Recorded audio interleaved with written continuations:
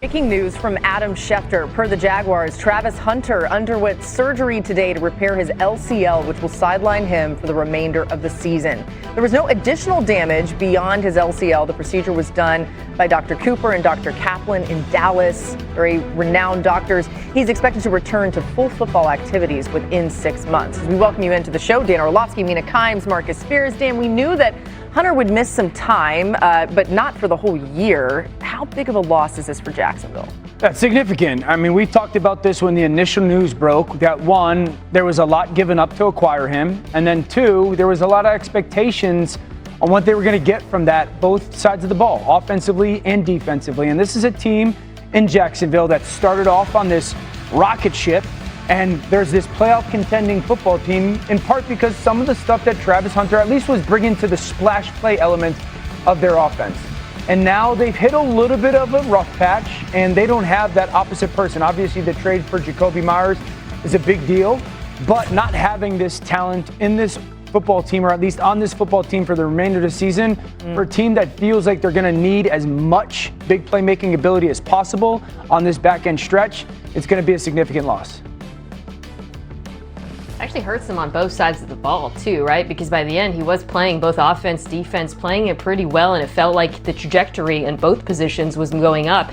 And watching the loss to Houston, pass defense was a major issue for Jacksonville. It was a huge area of need going into the season. Part of the reason why I think they wanted Travis Hunter to play both positions. My mind immediately goes to now, with a full offseason of rehab, do they reconsider him playing both sides? And I'm not saying that it's why it caused the injury. I'm just talking from a pure time management perspective, getting the most out of him next season, because this completely changes the way he has to approach the offseason as well. And I think that's something that the Jaguars really have to take seriously and consider what is best for the long-term development of the player, as opposed to extracting the most value based on what they gave up in the draft. Yeah, I mean, you alluded to it. I just, look, the first thing that came to my mind when I saw this news is that both sides of the ball is going to be very difficult. And I know this injury is something that happened, obviously, in the field of play, but you think about wear and tear. He's a rookie, already losing the season. And also going forward, like, how much are you going to ask? Like, we all know this. We've been doing this show long enough to know that if you playing both sides of the ball in the NFL, you're going to miss significant time during the season. At some point it's going to catch up with you, the wear and tear. And I know Travis talks, he's Superman and he can do it, and the body type and all of that type of stuff. But the injury initially had me in my thoughts about, is this guy going to be able to play both sides of the ball? And the real question is, does it serve Jacksonville well in order to have Travis Hunter playing both sides of the ball? I get it for a play here or there, and I understand what you're trying to do. One, trying to appease him and what he wants to do in the NFL, but long term, you not going to play both sides of the football and last in the National Football League. Playing one side gets you going enough, as opposed to playing two with his slight of build as well. All of that came to my mind when he said he was missing the rest of the season. Yeah, we've really seen him start to come on strong too, and start to really make an impact on this offense. That part of it's disappointing. Also, this is a young man who just loves the game, so feeling for him today, as I know he'd love to be out there. Let's get to the action of Monday Night Football, the end of Week 10 in Green Bay. Jalen Hurts and the Eagles visiting the Packers on Monday night.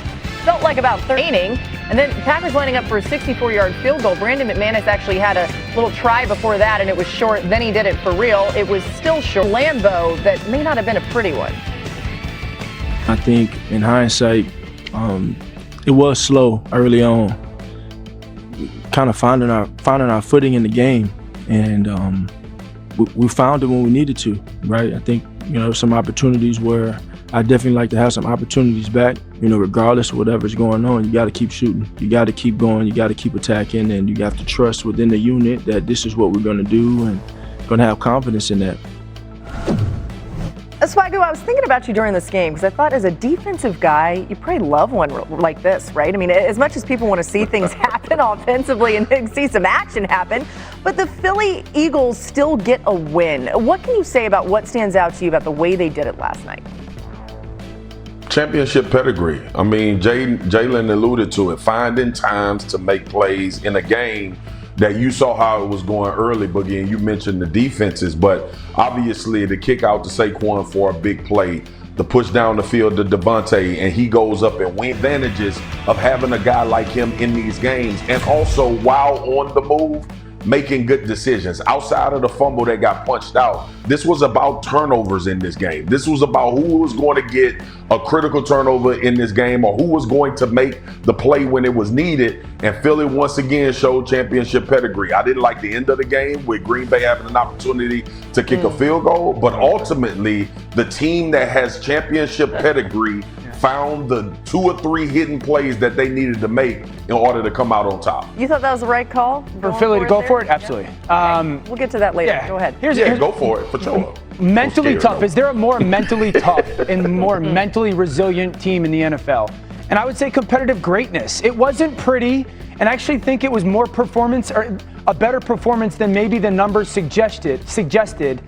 But that's kind of what this team is. Remember in the spring or a month ago, that's why Jalen Hurts and Nick Sirianni remind me a little bit of Brady and Belichick, because their run wasn't always pretty, but it was always that competitive greatness. And I go to the Devontae touchdown pass, and I just think of that was the one shot they got all game. Formation into the boundary, and it's A.J. Brown at the bottom of the screen. So it's quarters defense, right? Every defender has a quarter of the field that's their zone. Naturally, the eyes are going to be paying attention to A.J. Brown at the bottom of the screen. So you get the ball fake, the tight end in the back, scissors. That downfield safety, that's where Jalen pumps. They're trying to get that safety to sit. I've now created the space for you, Devontae Smith. You have to go win. And you can go all the way across the field, which he does, and then makes a play. That was the only shot they had, though. And I go back to some of the quarterbacks that we've got to sit with on Monday Night Football this year, and Sam Darnold was the guy that was like, with the way defenses are playing nowadays, you only get so many shots every game. And to win, you have to hit them. And I think that's the example last night. They didn't have many opportunities, Philly. One. And Jalen Hurts made that one play with Devontae at that one time, and it's the reason they win the football game. It's competitive greatness. Yeah, thinking about it on the Packers side, I mean, Jordan Love had that shot to Christian Watson, but he didn't get that completed. The difference in that game with great teams, you never know. They might have scored there. All right, Mina, it was a low-scoring game, but what about the defense from Philly last night? My big takeaway from this game was that the Eagles' defense addressed what I thought was probably their biggest issue, was the lack of 4-man rush, right? As much as we've worried about the offense, watching them at times, that defense has not gotten pressure with 4. And Jalen Phillips was a massive part of that. So was Nolan Smith returning. But you watch both of the sacks. I mean, Jalen Phillips is partially responsible for both of them because of the attention that he drew. First, the back, so Nakobe Dean comes through. And first was the Jalen Hunt sack where Jalen Phillips is chipped, so Jalen Hunt gets a one-on-one. And then Nakobe Dean comes through because the back is worried about Jalen Phillips. I also thought he was extraordinary against the run. I think this is a big part of the reason why they traded for him. Not panicking about the Eagles offense, as bad as it looks at times, and feeling a heck of a lot better about this Eagles defense as they head towards the stretch. Yeah, and you really got to feel good about the Packers defense, too. I mean, in their 3 losses, they've held teams under 20 points. We'll talk about the Packers in just a little bit, so don't worry. We'll get to that side. And we're just getting started on NFL surgery today to repair his LCL, which will sideline him for the remainder of the season. Good news, no additional damage beyond the LCL. The procedure was done by Dr. Cooper, Dr. Kaplan in Dallas. He's expected to return to full football activities within 6 months. We'll keep an eye on that. Let's go to what went wrong for some teams that did not win on Sunday or Monday. Steelers lost a game in LA on Sunday night. Mike Tomlin did not love being asked about his quarterback's performance. Dan, what went wrong with the Steelers? Predictability, and it's really predictability when it comes to people, not necessarily scheme. You go to the first third down of the game, the Chargers make it clear, like, hey, we're going to double DK Metcalf on that slant route that you want to run on 3rd and 5 all the time. You go to the next third down, we're going to double Pat Freiermuth because that's really the only 1 or 2 guys. And so now as a Packers fan, you're watching this football team go, your keeper game. They kind of know that formation. Your RPO game, you want to dump it off to DK.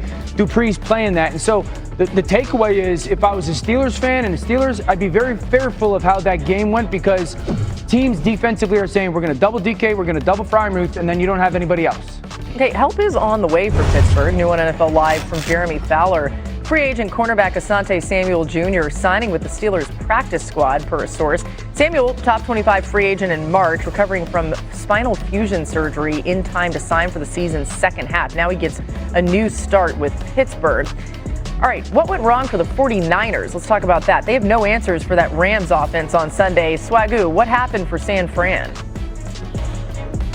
Yeah, listen, getting off the field on third down was their issue. And then when they brought pressure, Matthew Stafford tore them apart. And that, give a lot of credit to the LA Rams. This offense is rolling at a very high level. But the fact that they can't get off the field, especially against these offenses that's in their division, is going to be something to be reckoned with Seattle and obviously what LA is doing. It's unfortunate because I think Fred Warner's injury and absence has a lot to do with this, how he's able to roam the middle of the field and kind of take that area away.